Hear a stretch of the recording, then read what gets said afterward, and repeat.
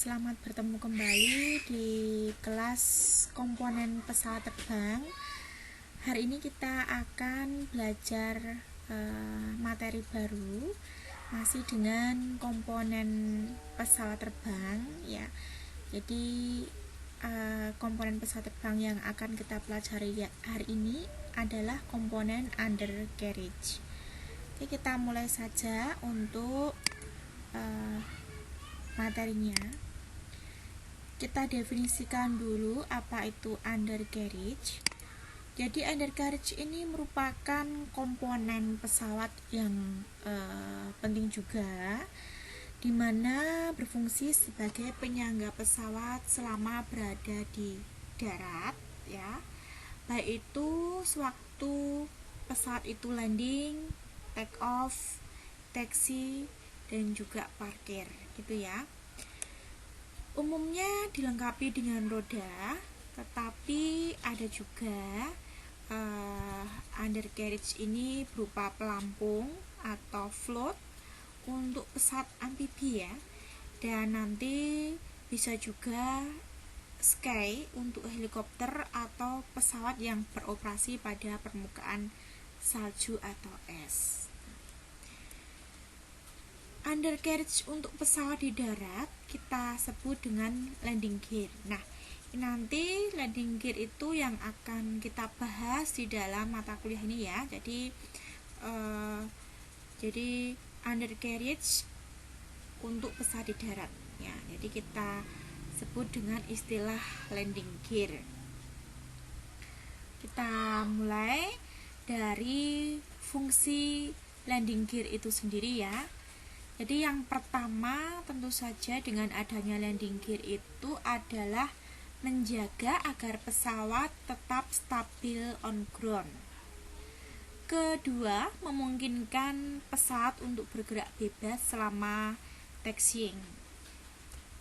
Memberikan jarak aman antara komponen pesawat lainnya seperti sayap dan badan saat pesawat berada di atas tanah untuk mencegah kerusakan.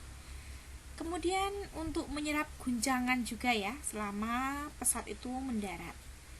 Kemudian memudahkan pesawat dalam lepas landas dengan memungkinkan pesawat untuk mempercepat laju dengan gesekan yang rendah. Nah, tadi beberapa fungsi dari landing gear ya. Dengan adanya landing gear ini maka pesawat mampu untuk melakukan beberapa hal di sini ya. Kemudian tipe dari landing gear itu sendiri ya. Jadi landing gear ini dibagi menjadi fixed landing gear, retractable landing gear, dan variable landing gear ya. Kita mulai dari fixed landing gear. Jadi fixed landing gear ini gambarnya bisa Anda lihat, ini contohnya. Sebuah landing gear yang selalu dalam posisi tetap atau tidak dapat di-retract kembali. Jadi tidak bisa dimasukkan atau dikeluarkan seperti itu ya. Dia tetap posisinya di situ dari mulai nanti di darat sampai sudah di udara. Maka tetap posisinya landing gear adalah seperti ini. Nah, itu namanya fixed landing gear. Biasanya dilengkapi dengan cowlings atau fairings yang dikenal sebagai speed fairings, wheel pans ya. Jadi fairingnya, penutupnya ini. Untuk apa biasanya? Yaitu di situ adalah untuk mereduce parasite drag. Jadi intinya di sini adalah mengurangi dragnya ya. Yaitu dikasih fairing tadi. Itu untuk fixed landing gear. Sekarang untuk yang retractable landing gear. Nah, retractable landing gear itu sebuah landing gear yang dapat di-retract atau ditarik kembali dengan maksud meminimalkan jumlah drag parasitnya dengan cara menarik landing gear ke kompartemen yang dikenal sebagai area landing gear compartment atau wheel well. Jadi ini bisa ditarik masuk ya, bisa nanti dikeluarkan lagi gitu ya. Jadi bisa di retract maupun di extend gitu ya. Jadi itu. Nah, untuk jenisnya, jenis dari retractable landing gear itu ada yang sepenuhnya ditarik ke dalam pesawat, ada yang sebagian saja gitu. Jadi berbeda-beda gitu ya. Oke, itu tadi mengenai tipe dari landing gear, yaitu fixed dan retractable landing gear. Sekarang kita bandingkan kedua tipe tadi ya, itu kira-kira bagus yang mana ya. Kita lihat ini ada parameter pembandingnya, ada 12 ya, dari cost, weight, design, kemudian manufacturing, maintenance, drag, aircraft performance, longitudinal stability, storing by, retraction system, fuel volume, dan aircraft structure. Nah, ini bisa dilihat, ini yang fix ya, ini yang retractable. Kita lihat di sini dari sisi cost ya, weight, design, manufacturing, maintenance, ya oke. Dari itu kemudian dari longitudinal stability, storing by, retraction system, fuel volume, dan aircraft structure ini lebih menguntungkan daripada yang retractable landing gear. Nah, hanya kelemahannya ini di sini adalah masalah drag ya. Tentu saja dragnya akan lebih besar pada tipe fixed landing gear ya. Di sini dikatakan more drag. Kemudian masalah performance ini, jadi lebih bagus performanya pada landing gear yang retractable gitu ya. Jadi kelemahannya pada sini, parameter drag dan aircraft performance untuk fixed landing gear ya gitu. Jadi hanya dua itu, yang lainnya saya kira lebih unggul ya, seperti dari si cost-nya, bahwa fixed landing gear itu lebih murah ya, cheaper, sedangkan di sini expensive. Untuk weight-nya, beratnya lighter ya, kemudian heavier. Jadi di sini untuk weight-nya lebih ringan di sini ya, untuk yang fix-nya. Kemudian easier to design, easier to manufacturing, easier to maintain. Nah, ini dikatakan di sini unggul di fixed landing gear. Kemudian di sini untuk yang longitudinal stability itu more stable, lebih stabil. Kemudian storing by does not require by, jadi tidak membutuhkan by. Kemudian untuk yang retract di sini harus disediakan, by must be provided, seperti itu. Kemudian untuk retraction sistemnya tidak memerlukan ya, karena memang fix. Kalau di sini untuk bisa retract kembali, di retract itu kan perlu suatu sistem yang menjalankan, jadi requires retraction system gitu. Untuk volumenya pun ya, karena ini ada di luar, maka volume di dalam yang untuk fuel itu akan lebih volumenya akan lebih banyak, sedangkan ini lebih kecil ya, less available internal fuel volume. Untuk aircraft structure-nya juga di sini strukturnya kalau untuk yang fix ya, jadi di sini tidak ada, istilahnya tidak ada bagian yang terpakai. Jadi terpakai itu nanti istilahnya, misalkan di retract itu kan butuh suatu ruang, jadi ada struktur yang terpakai di situ.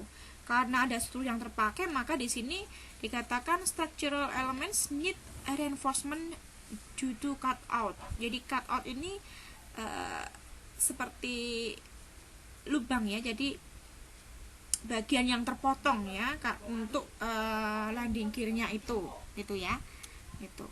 Jadi itu untuk perbandingan ya antara fixed dan retractable landing gear ya.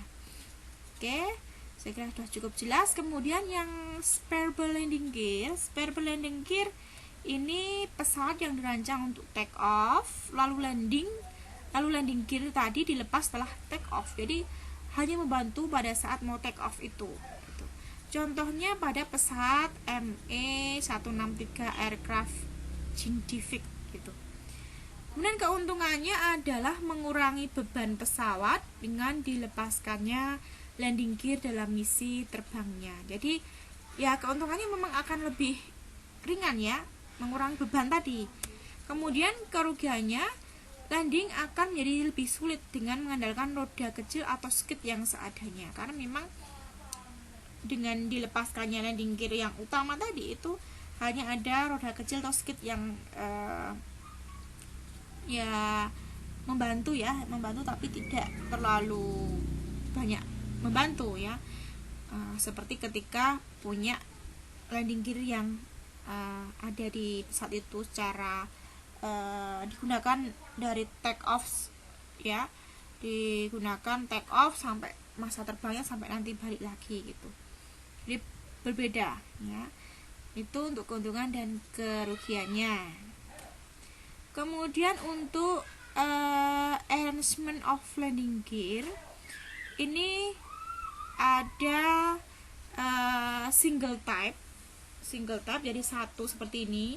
Kemudian double type itu ada dua ini ya, jadi samping kanan kiri. Kemudian tandem itu depan belakang ini.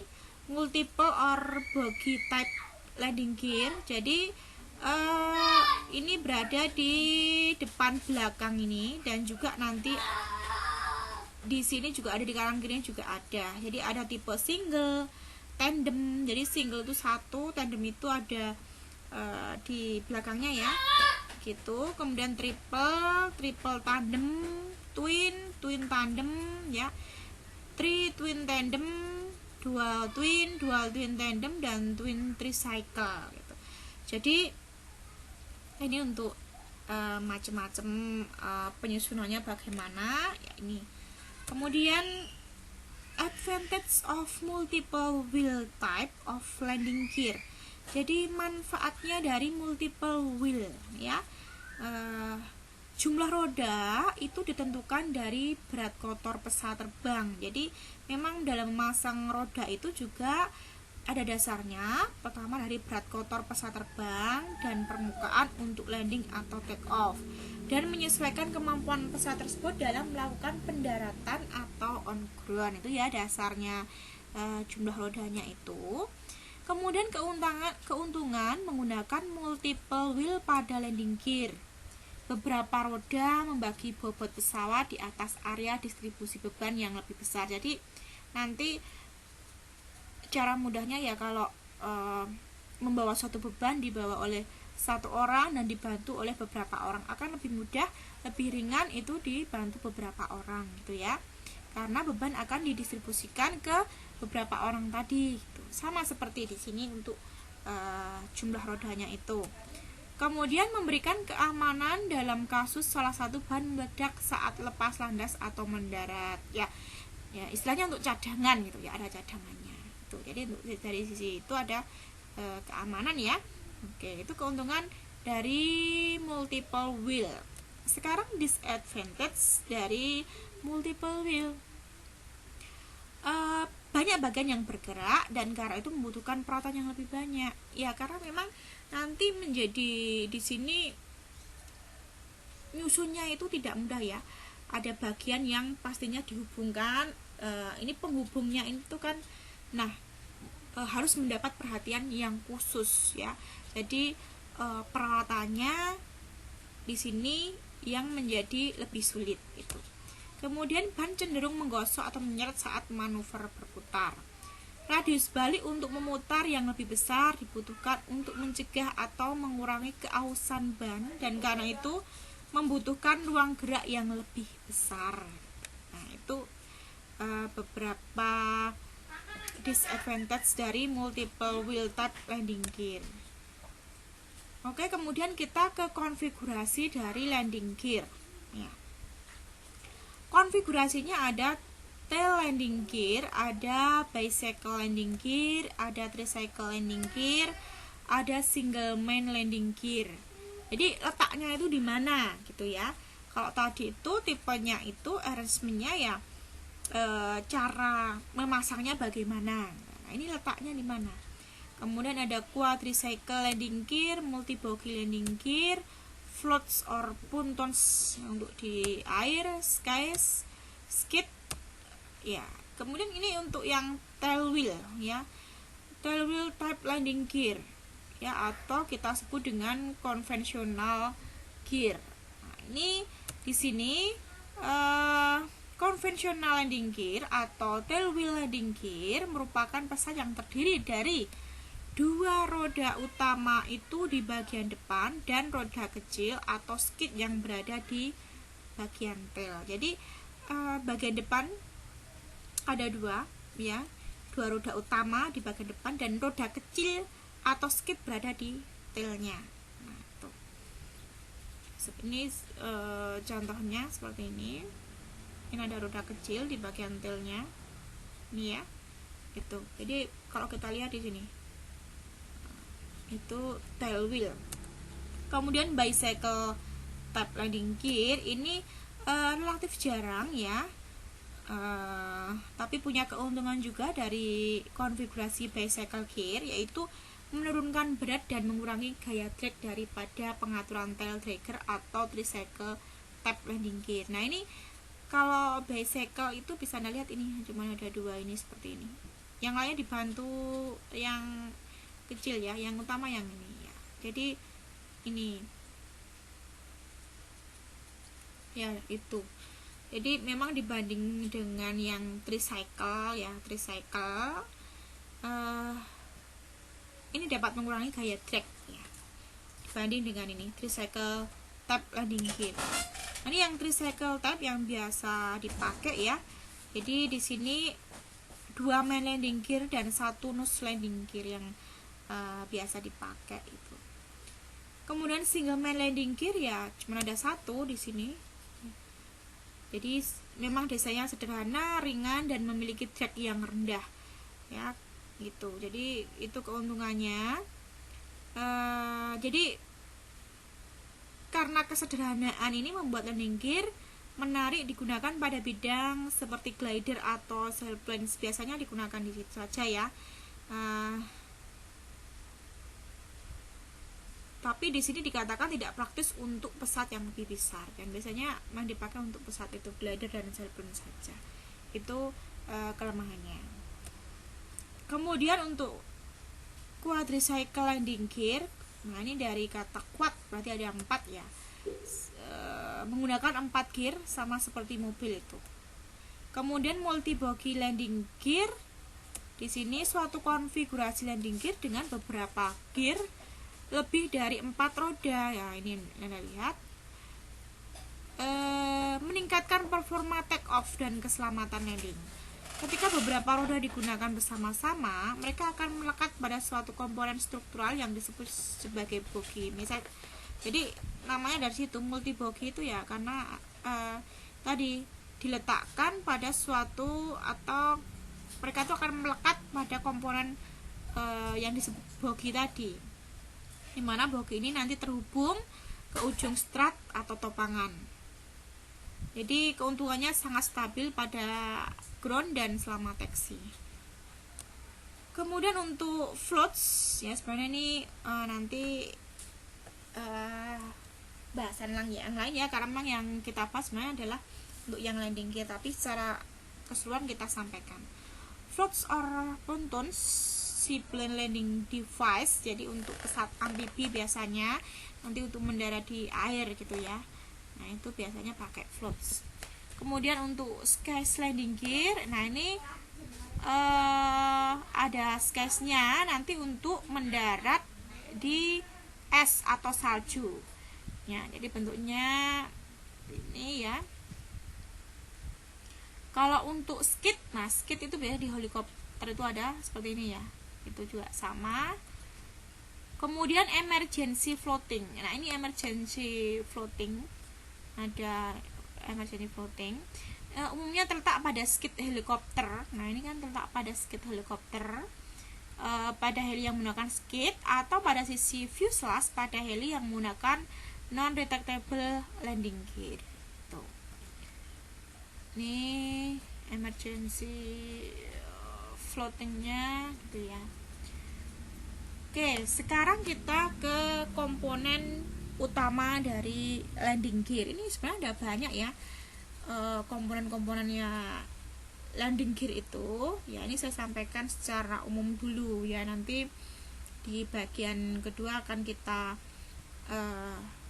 pilah ya yang utama yang mana. Ya, ini sebenarnya juga utama, tapi nanti kita sampaikan lagi di bab kedua yang lebih cenderung utama ya. Gitu. Sekarang kita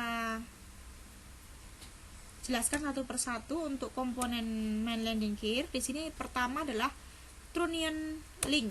Nah, di sini trunnion link. Ini trunnionnya ya. Digunakan sebagai pegangan ke arah depan pada saat gear retraction. Beban landing gear diteruskan dari drag strut menuju trunnion link ke struktur pesawat terbang. Trunnion link ini terpasang dekat dengan shock strut. Kemudian reaction link itu nih, reaction link. Ini ya, reaction link meneruskan beberapa beban tekan pada landing gear ke atas menuju shock strut ataupun saat kontrol main gear steering. Kemudian torsion link yang ini ya, torsion link upper lower mempertahankan roda dan as roda pada posisi sejajar yang seharusnya. Kemudian mencegah putaran antara inner shock strut dengan outer cylinder. Batasi perpanjangan piston selama perpanjangan strut. Drag strut, nah ini drag strut ini. Ya. Drag strut menstabilkan landing gear dan mendukung struktur pesawat longitudinal ke depan dan ke belakang. Jadi untuk kestabilan longitudinal. Untuk side strut, nah ini untuk side strutnya yang ini. Ini menstabilkan landing gear dan mendukung pesawat secara lateral. Jadi kalau drag strut itu untuk kestabilan arah longitudinal ke depan belakang, kalau side strut untuk kestabilan secara lateral. Jury strut, ini jury strut springnya pemegang drag ring dan side brace di posisi down dan lock dengan memberi tekanan pada center pivot joint pada drag atau side brace. Beroperasi secara hidrolik oleh silinder bungee atau secara mekanis oleh pegas bungee. Shock strut, nah ini shock strut ini ya. Jadi ini di sini ini adalah main gear shock strutnya, yang utamanya ya ini ya. Vertical member of the landing gear assembly yang berisi mekanisme penyerapan goncangan. Jadi untuk menyerap goncangan. Jenis komponen hidropneumatik, minyak dan udara. Sebuah alat di sistem landing gear pesawat terbang yang menyerap kejutan pendaratan yang terjadi pada saat pesawat mendarat atau taksi. Mengontrol gerakan rebound, spring back atau recoil dan memberikan efek bantalan saat meluncur. Kemudian tipe dari shock strut itu sendiri ada dua, yaitu non-absorbing shock strut dan absorbing shock strut. Tipe dari non-absorbing shock strut atau non-oleo strut ya, itu ada rigid, spring steel, composite, bungee cord. Untuk yang rigid ya, ini umumnya ditemukan di helikopter atau yang pakai skid ya, dan light aircraft. Misalnya itu ini ya. Kemudian spring steel type shock strut biasanya diterapkan di posisi main landing gear untuk pesawat ringan nih ya. Kemudian composite type beratnya ringan dan umumnya digunakan untuk jenis pendaratan yang kurang berlebihan. Biasanya digunakan oleh rotor atau helikopter. Bungee cord type shock strut. Nah, ini bungee ini juga. Struktur landing gear biasanya berbentuk tubular. Setiap kabel karet digunakan sebagai shock absorber. Desain ini dipasang sedemikian rupa sehingga tuas diterapkan pada kabel karet yang dilekatkan dengan erat. Kemudian ini oleostrat untuk yang tipe absorb. Ya, ini strukturnya seperti ini, detail sekali, nanti bisa dicermati. Ini ya secara detail lagi. Shock absorber filling and charging valve sampai nanti ini ya, ada 14, banyak, nanti bisa dilihat lagi.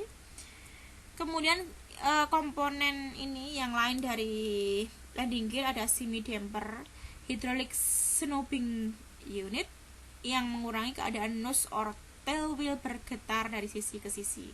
Itu. Kemudian steering aktuator mengendalikan atau mengarahkan pesawat dengan menggunakan unit roda NLG nose landing gear untuk meluncur. Nah, ini untuk steering aktuator. Kemudian ini untuk semi dampernya ya, jadi yang ini. Kemudian untuk axle wheel atau asnya ya, poros atau as untuk menopang wheel atau roda dan housing brake. Ini asnya. Nih, tuh. Kemudian drag brace. Ini ya, drag brace berhubungan dengan lock mechanical menahan nose landing gear pada saat up atau down dan posisi lock. Kemudian aktuator landing gear berfungsi untuk mengangkat dan menurunkan landing gear. Bisa juga untuk mekanisme download. Uplock aktuator. Nah, ini uplock aktuatornya di sini mengunci landing gear pada posisi up dan lock. Kemudian kalau downlock aktuator mengunci landing gear pada posisi down dan lock. Sensor atau micro switch, sarana untuk menyediakan indikasi ke kokpit berkaitan dengan posisi landing gear baik up dan lock atau down dan lock atau dalam transisi dan not lock. Centering cam mensejajarkan roda nose sebelum ditarik kembali ke up dan kembali ke kompartemen roda dengan baik ya. Ini centering camnya. Landing gear door actuator membuka atau menutup pintu landing gear. Main and nose landing gear, emergency lowering mechanism, memberikan sarana untuk menurunkan landing gear jika terjadi kegagalan penurunan secara normal. Kemudian ini masalah alignment dari main landing gear. Ya, ini untuk strukturnya. Nah, ini untuk alignmentnya bisa seperti ini. Bisa nanti posisinya dari landing gear itu adalah paralel terhadap longitudinal axis. Ini longitudinal axisnya, atau nanti di sini cross forward ya. Nah, seperti ini. Atau nanti yang seperti ini. Ya. Gitu. Jadi itu untuk alignmentnya dari landing gear. Nah, saya kira untuk hari ini yang bisa saya sampaikan mengenai undercarriage ya.